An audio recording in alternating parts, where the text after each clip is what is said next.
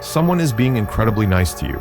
They compliment you, they help you, they make you feel special, and you think, finally, someone who gets me.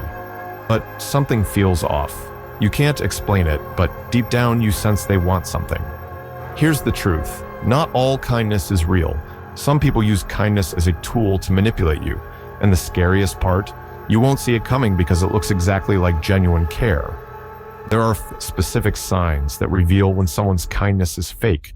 Once you know them, you'll never be fooled again. Let's begin. Sign number 1. Their kindness comes with strings attached. They do something nice for you. You didn't ask for it, you didn't need it, but they insist. Then, days or weeks later, they ask for a favor. A big one. And when you hesitate, they remind you, remember when I helped you with that thing? Suddenly, their kindness wasn't kindness. It was an investment, and now they're collecting. This is called reciprocity manipulation. There's a psychological principle discovered by Robert Cialdini called the rule of reciprocity. When someone does something for you, you feel obligated to do something for them in return. It's hardwired into us. Manipulative people know this, so they do unsolicited favors, not because they care, but because they're creating debt. They're putting you in a position where saying no feels wrong. Here's the difference between real kindness and fake kindness. Real kindness expects nothing in return. Fake kindness keeps a mental ledger. Think about the people in your life who genuinely care about you. When they help you, do they bring it up later? Do they remind you of everything they've done? No, they help because they want to, not because they expect something back. But manipulative people, they remember every single thing they've done for you, and they'll use it against you. Here's what you do. Pay attention to how they react when you can't return the favor. If they get angry, guilt trip you, or bring up past favors, that's your answer. Their kindness was never real. It was a transaction. Real friends understand when you can't help. Manipulative people make you feel like you owe them forever. Sign number 2. They're only kind when other people are watching. In public, they're amazing. They compliment you. They support you. They act like you're their best friend. But in private, they're cold, dismissive, sometimes even cruel.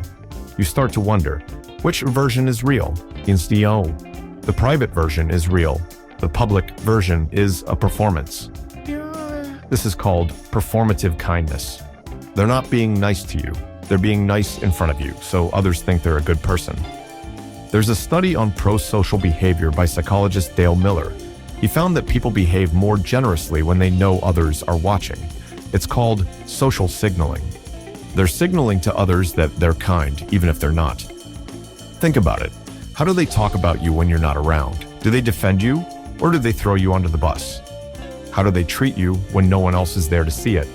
If their kindness only shows up when there's an audience, it's not for you. It's for their reputation. Here's the test. Notice how they act when it's just the two of you versus when others are present. If there's a drastic difference, you're dealing with someone who cares more about looking good than actually being good. Here's what you do. Don't trust their public persona. Trust their private actions. If they're sweet in front of others but dismissive when it's just you two, call it out. You're so supportive when others are around, but you don't treat me the same way in private. Why is that? Watch how they react. If they get defensive or deny it, you have your answer. Sign number 3. Their kindness disappears the moment you set a boundary. They're helpful. They're supportive. They're always there for you. Until you say no. Maybe you can't meet up because you're tired. Maybe you don't want to lend them money. Maybe you need space. Suddenly, they're not so kind anymore. They get cold. They guilt trip you. They make passive-aggressive comments. Wow, I guess I know where I stand now. This is the biggest giveaway. Real kindness respects boundaries. Fake kindness punishes them.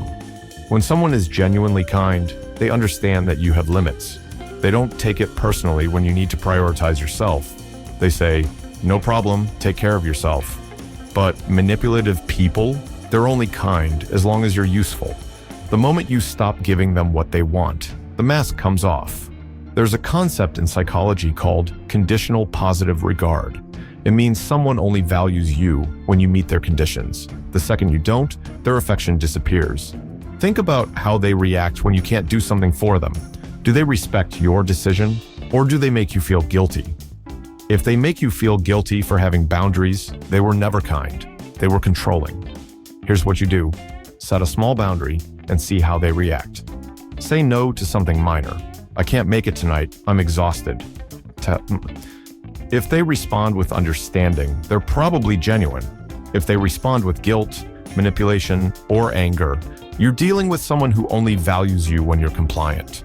Real kindness doesn't come with conditions. If their kindness only exists when you say yes, it's not kindness, it's control. Sign number 4. They remind you constantly how much they've done for you. They helped you once, or maybe even multiple times, and they won't let you forget it. After everything I've done for you, I'm always there for you, but when I need something, remember when I helped you move, and now you can't even do this one thing for me? They keep a running list of their good deeds, and they use it as leverage. Here's the truth. People who are genuinely kind don't keep score. They help because they want to, not because they want to hold it over your head later. This is called weaponized generosity. They do nice things for you, but not out of care, out of a desire for control. Every favor becomes ammunition for future manipulation. There's research by psychologist Adam Grant on givers and takers. Real givers help without expecting anything in return. Takers disguise themselves as givers, but they're always calculating what they'll get back. Think about the people in your life who've helped you the most. Do they constantly remind you, or do they help and move on? The people who genuinely care about you don't weaponize their kindness. They don't make you feel like you're in debt. But manipulative people keep a mental scorecard, and they'll pull it out whenever they want something from you. Here's what you do. If someone constantly reminds you of what they've done for you, stop accepting their help. Say, I appreciate what you've done, but I don't want to feel like I owe you. From now on, I'll handle things myself. If they were genuinely kind, they'll be confused because they weren't keeping score. If they get defensive or angry, you've just confirmed that they were keeping tabs all along.